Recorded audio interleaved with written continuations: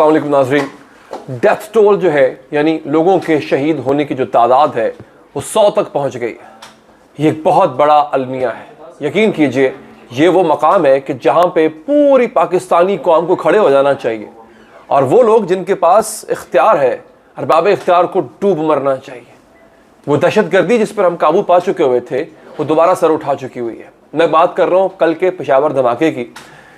मैंने इस पर अब तक बात नहीं की थी क्योंकि मुझे लगता था कि मैं शायद लोगों को डीमोरलाइज कर दूंगा इस पर बात करके, लेकिन बात अब डीमोरलाइज करने की नहीं है, उनके हौसले पस्त करने की नहीं है। ये वक्त है हौसले बुलंद करने का और ये वक्त है लोगों को बताने का कि हम लोग डरे नहीं हैं, हम लोग झुकेंगे नहीं। लेकिन सबसे पहले तो पॉइंट ये है कि हम लोग कर क्या रहे हैं। कि दहशतगर्दी का जिन जो इसको हम बोतल में बंद कर चुके हुए थे ये दोबारा उठ कैसे गया। और इस दहशतगर्दी की आड़ लेके बाद सहाफ़ी हजरात जो टेलीविजन पर आके कह रहे हैं कि इलेक्शन नहीं होंगे, अब इलेक्शन हो नहीं सकते क्योंकि दहशतगर्दी है। ये क्या नैरेटिव बेचा जा रहा है, ये आवाम को क्या बताया जा रहा है, ये किस ट्रक की बत्ती के पीछे लगाने की कोशिश की जा रही है। इलेक्शन होंगे क्यों नहीं होंगे, दहशतगर्दी पर काबू पाना आपका काम है। And I am really sorry to say मैं यहां पर एक और सख्त बात करने जा रहा हूं। बाजवा साहब, सर जनरल राहील शरीफ के दौर में ऑपरेशन ज़रब-ए-अज़्म का आगाज़ हुआ। अब तक 5 से 6 ऑपरेशन ऐसे हो चुके हुए हैं। मैं सलाम पेश करता हूं हमारे फौज के जवानों को जिन्होंने अपनी जानों का नजराना पेश करके इस मुल्क को इस तबाही से बचाया। लेकिन सर आपने अपने आखिरी टाइम पे क्या किया बाजवा साहब, आपका ये काम नहीं था, आपने सियासत की। इसको गिरा दो, इसको ले आओ, फिर उसको गिरा दो, फिर इसको ले आओ। आपकी तवज्जो अगर इन कामों पर ना होती तो आपको शायद इस बात का एहसास रहता कि आपका जो सबसे पहला काम है वो है इस मुल्क की सिक्योरिटी, इस मुल्क का दिफा। लेकिन आप तो जोड़ तोड़ में लगे हुए थे बाजवा साहब, आप तो सियासत कर रहे थे जो आपका काम नहीं था। उसका नतीजा ये है 100 लोग शहीद हो चुके हैं, 200 से जायद जख्मी है। वो जख्मी भी तशवीशनाक हालत में है। अल्लाह ना करे, मैं नहीं चाहूंगा कि 100 से 101 भी हो नंबर, लेकिन उन लोगों के भी बारे में यही कहा जा रहा है कि हालत बहुत क्रिटिकल है, किसी वक्त भी किसी की भी खबर आ सकती है। तो मैं ये लहू किसके हाथ पे तलाश करूं। और फिर यहां पे मैं थोड़ा सा इमरान खान साहब से भी नाला हूं। मौजूदा गवर्नमेंट तो है ही नालायक, ये तो है ही नाअहल, इनके तो पल्ले कुछ नहीं रहा। लेकिन खान साहब आपको मुज़ाकरात का बड़ा शौक था, मुज़ाकरात करने। आपको किसने कहा था कि मुज़ाकरात किया जाए। आपको पता है कि किस तरह से कितनी मुश्किल से हम यहां तक पहुंचे थे और खान साहब मुज़ाकरात कर रहे हैं। हालिया जितनी भी रिपोर्ट्स हैं नाज़रीन वो सारी की सारी यही बता रही हैं कि जितना टाइम हमने मुज़ाकरात में लगाया ये वो वक्त था जब ये दहशतगर्द खुद को ऑर्गेनाइज कर रहे थे। ये इनको वक्त मिल गया, वरना जिस तरह से इनकी फैंटी लग रही थी फैंटी लगती रहती और ये मुज़ाकरात का कीड़ा ना जागता हमारे हुक्मरानों में तो ये आज का दिन हमें ना देख, आज ये 100 लोग ना मारे जाते ना हक। फिर हमारे पास इतनी भी जरूरत नहीं है कि अफगानिस्तान के अंदर बैठ के ये लोग ऑपरेट कर रहे हैं उन इलाकों में जहां पर तालिबान की रिट नहीं है। तालिबान गवर्नमेंट आती है, हम तो चोक कर देते हैं पकड़ के उनको।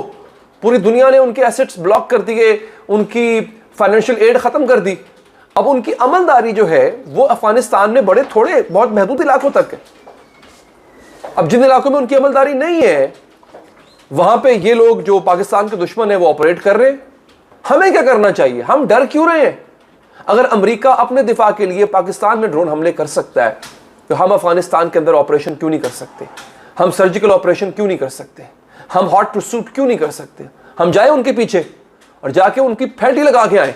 खबरदार पाकिस्तान की तरफ देखा तो जो वहां पे अफगान गवर्नमेंट है इस वक्त उसके पास इतनी रिसोर्सेज इतनी अहलियत नहीं है कि वो उनको रोक सके। हमारे पास है, हम अफगानिस्तान के अंदर घुस के मार सकते हैं उनको, हम मारेंगे नहीं। पता नहीं क्या मसलियत है। मैं तो ये सवाल तकरीबन हर किसी से पूछ चुका हूं कि मुझे आप वो मसलहत बताएं जिसके तहत हम लोग खामोश बैठे हुए हैं, जिसके तहत हम लोग बात नहीं कर रहे हैं। ये हम वो कौम बन चुके हैं कि जब हमें पता चलता है कि पेट्रोल 35 रुपए लीटर बढ़ गया है तो बजाय इसके कि हम एहतजाज करें उसके खिलाफ, हम पेट्रोल पंपों पे पेट्रोल डलवाने निकल पड़ते हैं ताकि 12 बजे से पहले 35 रुपए कम कीमत पे हम पेट्रोल की टैंकी फुल करवा लें। क्यों, हमारी गैरत कहां चली गई है। अमेरिका में एक जॉर्ज फ्लॉयड मरता है, एक सहफाम मरता है, पूरी सहफाम कम्युनिटी बाहर निकल आती है, उनके देखा देखी बाकी लोग जो सफेद फार्म है वो भी निकल आते हैं। अमेरिका की तारीख का धारा तब्दील हो जाता है। हमारे यहाँ रोज ऐसे जॉर्ज फ्लॉयड मरते हैं, हमारे यहाँ रोज सानिया साहिवाल होता है, हमारी गैरत ही नहीं जागती। हम कहते हैं हम 100 छितर भी खाएंगे, 100 प्याज भी खाएंगे। हम इतने बेहस क्यों हो चुके हुए हैं? ये 100 लोग जब आपके मेरे मरेंगे तब जाके एहसास होगा, क्योंकि ये 100 लोग पंजाब के नहीं थे, ये सिंध के नहीं थे, बलूचिस्तान के नहीं थे, ये केपीके के थे, और केपीके भी पेशावर के थे। तो सिर्फ पेशावर को लोगों को इसका दुख होगा, आपको मुझे क्यों नहीं हो रहा है? ये मस्जिद आपकी भी हो सकती थी, जो आपके मोहल्ले की मस्जिद है जहां पे आप नमाज पढ़ने जाते हैं, जुम्मा पढ़ने जाते हैं, वहां की मस्जिद भी हो सकती थी। ये मेरे घर के करीब मस्जिद भी हो सकती थी जहां पे मैं जाता हूं। ये वो बाजार भी हो सकता था जहां पे इस वक्त आपका खानदान शॉपिंग कर रहा होगा।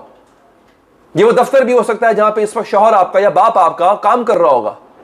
नोट कीजिए, गौर कीजिए, इस वक्त जिस भी टाइम, दिन का टाइम या शाम का टाइम अगर आप मेरी वीडियो देख रहे हैं, तो कोई भी लम्हा ऐसा हो सकता है जहां पर खुदकुश बमबार घुस के आपके प्यारे की जान ले सकता है और आपको बदले में उसकी लाश मिलेगी। वो जो घर से कह के गया था कि लौट कर आऊंगा, शाम को बच्चों को लेकर जाऊंगा आइसक्रीम खिलाने के लिए, हो सकता है वो एक डब्बे में बंद मिले आपको। आप लोग क्यों नहीं सोच रहे हो? आप लोग क्यों नहीं जाग रहे हो? किस गफलत में हो? दुश्मन के लिए आप एक हो, आप तो खुद आप तफरके में रह रहे हो। दुश्मन आपको एक समझता है, उसको जहां जहां पाकिस्तानी मिलेगा वो मारेगा।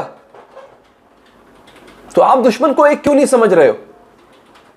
जिससे भी जिम्मेदारी कबूल की। अभी मैं खबर देख रहा था, किसी ने कहा कि शायद हामिद मीर साहब कह रहे थे कि ये टीटीपी ने नहीं, ये दाइश ने इसकी जिम्मेदारी कबूल की। भाई जिसने भी की है, अब मेरा काम है कि मैं सवाल पूछूं अपने सिक्योरिटी के इदारों से कि इतना बड़ा बजट जो आप ले रहे हैं, वो किस लिए ले रहे हैं?